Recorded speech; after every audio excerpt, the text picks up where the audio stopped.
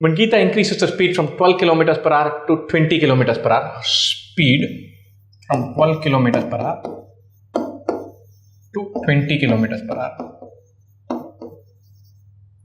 she takes 1 hour lesser than the usual time to cover the distance between her home and her office. The distance between her home and office, very, very straightforward question. Speed 12 to 20, the ratio 3:5. Time taken, therefore should be in the ratio 5:3. This is 1 hour more. This is 1 hour more. With the difference between the time taken is more. If this is 5x,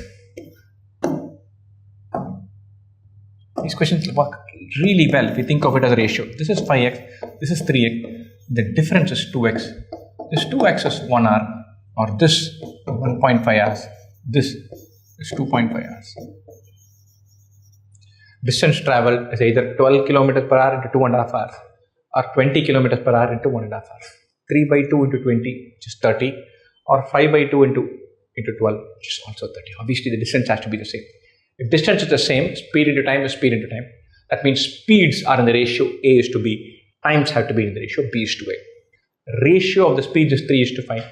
Ratio of the time should be the other way around, 5:3. This is 5:3, 5x and 3x. That means the difference is 2x. The difference is 1 hour. That is 1 hour. This is 1.5 hours. This is 2.5 hours. Solve it. Distance is 20 into 3 by 2 hours, 30 kilometers. 20 kilometers per hour into 3 by 2 hours, 30 kilometers. Super straightforward question. You'll be looking at these and killing them.